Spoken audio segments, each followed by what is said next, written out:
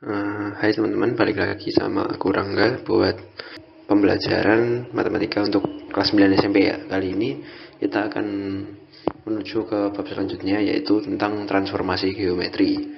Nah, transformasi geometri itu ada 4 jenis. Yang pertama itu ada translasi atau pergeseran.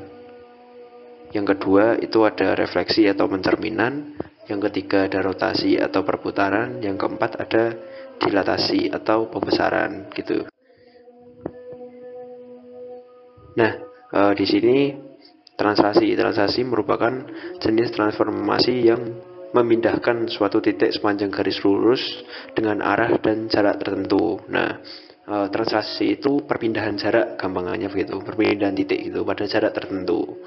Nah, contohnya ini kayak perosotan gitu ya, tapi jangan ditiru ya ini ya. Eh, nah, rumus umum translasi itu ini rumus bayangan. Jadi X bayangan X, Y bayangan itu hasil dari X plus Y ditambah titik M, N gitu. Nah, contoh soalnya ini, jika titik A 6,9 ditranslasikan oleh titik T yaitu min 4,9, maka hasilnya berada pada titik berapa? Nah, tinggal masukin aja 6,9 ditambah min 4,9. Nah, itu jadi 2,0 gitu. Nah, contoh soal kedua, jika titik A ditranslasikan menuju suatu titik bayangan 3,15. Nah, berapa besaran translasinya? Nah, itu nanti kan udah diketahui titik awal sama titik bayangan. Ya udah, tinggal titik bayangannya tinggal masukin 3,15 sama dengan titik awalnya 6,9 plus titik translasi. Nah, itu nanti tinggal dikurangi, kan tinggal dipindah ruas yang titik awalnya ke arah yang bayangan. Nah, itu jadi 3,15 dikurangi 6,9. Titik T-nya jadi min 3,21. Begitu. Nah, ini selanjutnya tentang refleksi. Refleksi itu sebenarnya ya kayak bayangan, cuma kayak bayangan benda pada cermin gitu. Jadi refleksi itu pencerminan. Nah, suatu objek yang mengalami refleksi akan mempunyai bayangan benda yang dihasilkan oleh suatu cermin. Hasil dari refleksi pada bidang kartesius tergantung sumbu yang menjadi cerminnya. Refleksi tersebut akan memindahkan seluruh titik dengan memakai sifat pencerminan pada cermin datar.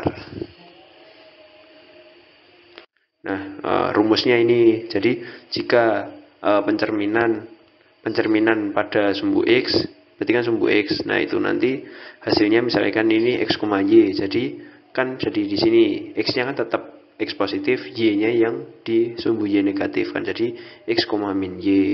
Pencerminan pada sumbu Y, nah ini kayak yang digambar. Jadi di sini sumbu X, Y dipindah ke cermin ke sumbu Y.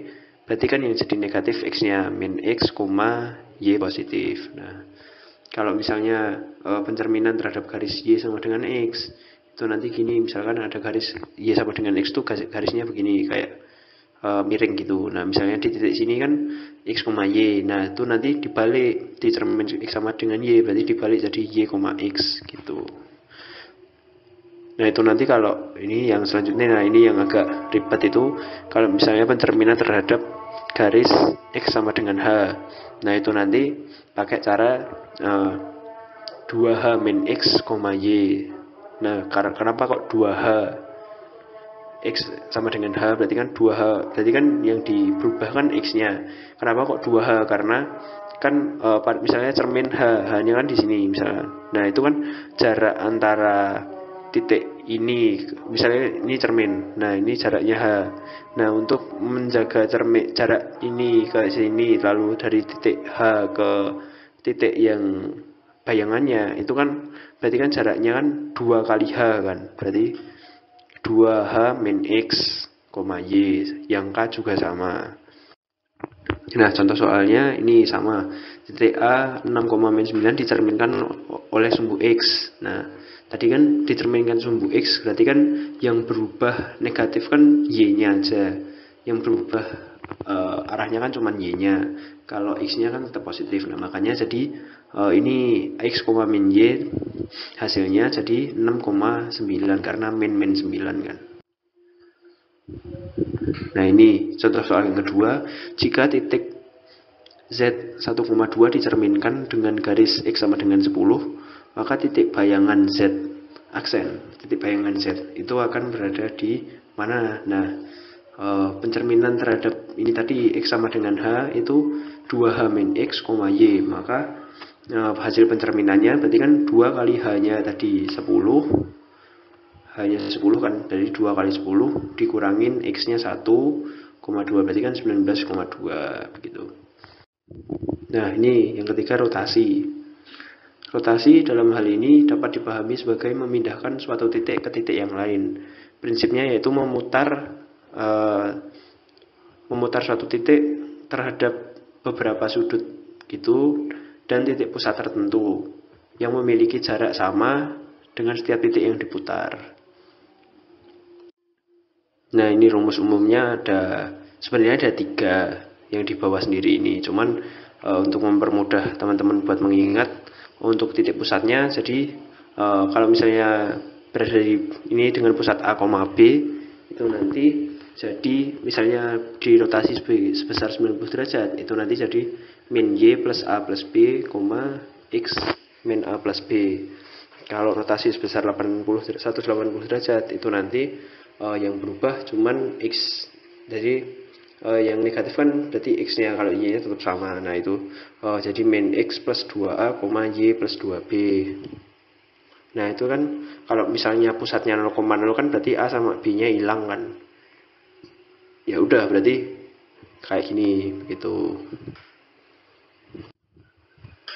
Contoh soalnya, nah titik P 10,3 dirotasikan sejauh 90 derajat terhadap titik pusat O.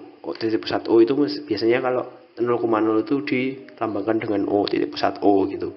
Berlawanan arah jarum jam. Berlawanan arah jarum jam itu kalau di sumbu kartesius berarti, kalau di kartesius itu bilangan kartesius itu nanti jadi positif, ke arah positif gitu.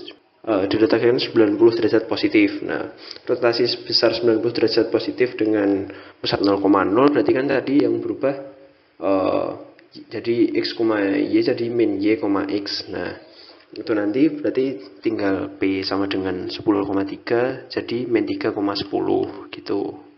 Nah untuk soal kedua, jadi ada titik R min 3,6 dirotasikan dengan pusat di J 5,8 sebesar 180 derajat, maka bayangan koordinat di titik R adalah jadi rotasi 180 derajat dengan pusat AB berarti kan tadi min X plus 2A sama Y min Y plus 2B. Nah itu nanti tinggal dimasukin aja. Itu nanti ketemu R aksanya 13,10. Nah yang sifat jenis terakhir, jenis transformasi geometri terakhir ialah dilatasi. Dilatasi itu dikenal dengan pembesaran atau pengecilan sebuah objek. Dilatasi melakukan transformasi geometri dengan cara merubah ukuran benda. Jadi beda dari ketiga yang sebelumnya. Kalau ketiga sebelumnya kan memindah objek gitu ya, menggeser gitulah istilahnya. Kalau ini memperbesar. Nah ukuran benda akan diubah oleh dilatasi menjadi lebih besar ataupun lebih kecil. Itu perubahan itu tergantung dari skala faktor gitu ya, skala faktor pengali. Nah rumus dilatasi ada 2. Nah kalau pusatnya 0,0 dengan faktor skala K itu nanti jadi X, Y jadi KX, KY. Cukup itu aja. Kalau misalnya pusatnya AB nanti jadi K X min A, K di plus A, terus untuk Y nya K dikalikan Y min B dijumlahkan dengan B.